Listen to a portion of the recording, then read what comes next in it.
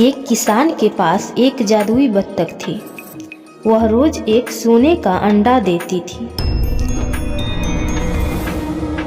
किसान सोने के अंडे को बाजार में बेच देता था। इससे उसे अच्छी आमदनी हो जाती थी। थोड़े ही दिनों में किसान अमीर हो गया। उसने एक विशाल मकान बनवाया।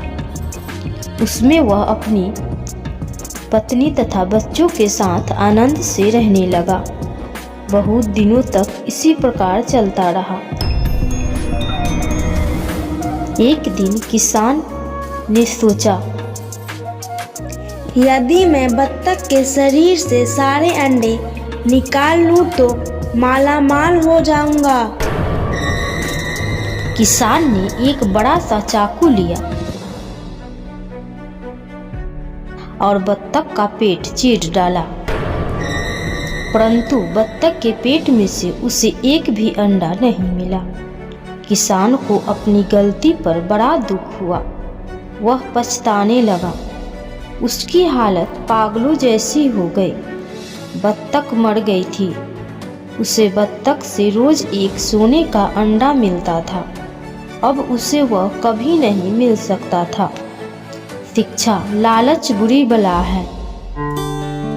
यह कहानी है जंगलपुर की, जंगलों की, जहाँ पर बहुत सारे जानवर एक साथ मिलजुल कर रहते थे। उस जंगल का राजा शेरसी था, जो कि बड़ा ही आलसी था। वह दिन रात सोता ही रहता। उसका मंत्री था मंटू शेर। वही शिकार करके लाता और शेरसी को खिलाता। ऐसे ही दिन गुजर रहे थे। एक दिन जंगल के तालाब में अचानक कुछ मगरमच्छ आके रहने लगे और जो भी जानवर पानी पीने जाता उसका शिकार करके खा जाते,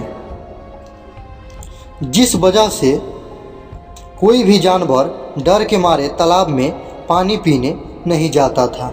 मगर अफसोस की बात तो यह थी कि जंगल में तालाब सिर्फ एक ही था, जिसमें मगरमच्छ था। जंगल के सारे जानवर परेशान होके शेरसी के पास पहुँचे और सारी बात बताई। सभी जानवरों की बात सुन के शेरसी बोला, देखो भाइयों, समस्या तो काफ़ी बड़ी है, परंतु हम उन मगरमच्छों का कुछ नहीं कर सकते। वो काफ़ी खतरनाक है। हमें कोई और तरकीब निकालनी होगी। शेरसी इतना बोलकर कुछ सोचने लगा। तभी लोमड़ी बोली, महाराज, वर्षा होने में अब कुछ ही दिन शेष रह गए हैं।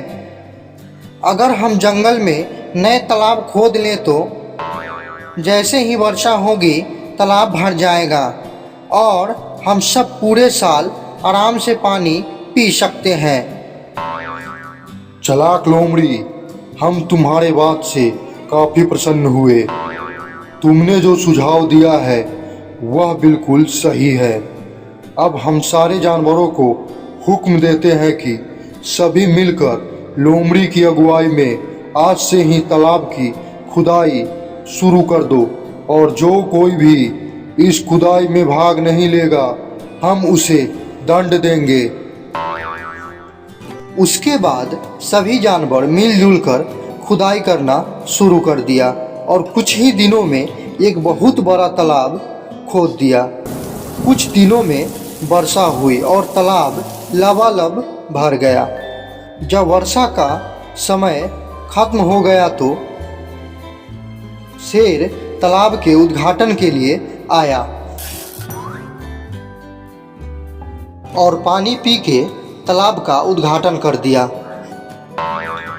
सभी ध्यान से सुनो, हमें तालाब की प्राप्ति लोमड़ी के सूझबूझ से हुई है, इसलिए इस तालाब का नाम लोमड़ी का तालाब होगी और इस तालाब की देखभाल लोमड़ी के जिम्मेवारी पर छोड़ते हैं। जंगल के सभी जानवर राजा शेरसी के फैसले से संतुष्ट थे और सभी ने तालियों से स्वागत भी किया। उसके बाद शेरसी अपने मंत्री मंटू के साथ अपने गुफा की तरफ चला गया। उस दिन से सभी मिलजुल कर तालाब के पानी पीते और मज़े से रहते। एक दिन लोमड़ी के दिमाग में एक आइडिया आया। यह तालाब तो मेरे चतुराई के कारण खोदा गया है और फिर शेर ने मुझे इस तालाब को सौंपा है, तो भला मैं शिकार के लिए इधर उधर क्यों भटकूं? मैं अब टैक्स कलेक्ट करूंगा।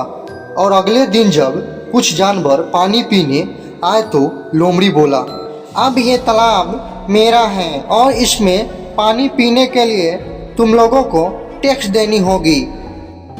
लोमड़ी भाई, हम लोग भला तुमको किस बात का टैक्स दूं?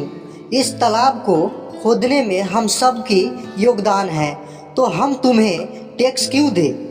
हम सब टैक्स नहीं देंगे।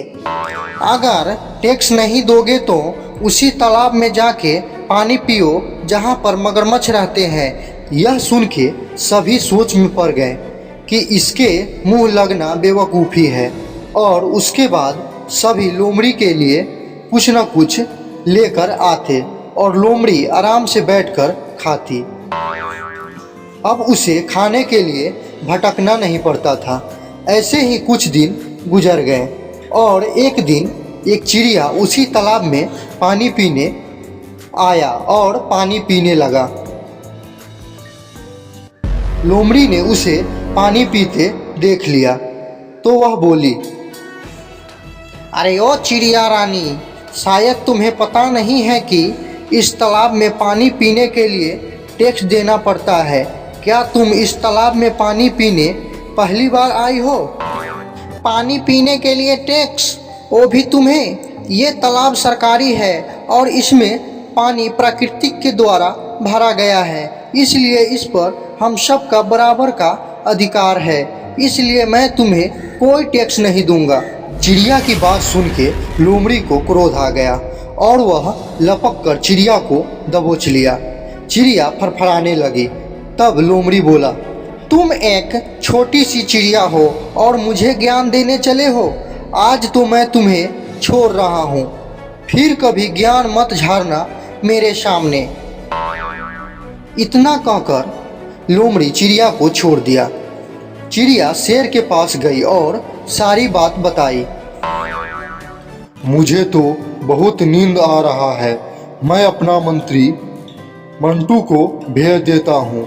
उसके बाद शेर सिंह ने मंटू शेर को बुलाया और कहा, मंटू, तुम जाओ और लोमड़ी को कड़ी से कड़ी सजा दो। वह सरकारी संपत्ति को अपना संपत्ति समझने लगा है और सभी जानवरों से टैक्स भी लेता है। तुम जाओ और उसको कड़ी से कड़ी दंड दो। शेर सिंह के कहने पर मंटू शेर लोमड़ी के पास पहुंचा तो देखा कि वह दूसरे जानवरों से टैक्स कलेक्ट कर रही है। उसके बाद मंटू शेर ने उसको पीट पीट कर मार दिया और वहां से चला गया। उसके बाद सभी जानवर खुशी खुशी उस तालाब में पानी पीते और अपना जीवन व्यतीत करते। कहानी की सीख। दोस्तों, हमें इस कहानी से यही सीख मिलती है कि कभी भी कोई ऊंचा पद प्राप्त हो जाए तो अपने से नीचे वर्ग के लोगों को सताना नहीं चाहिए और किसी से रिश्वत भी नहीं लेनी चाहिए।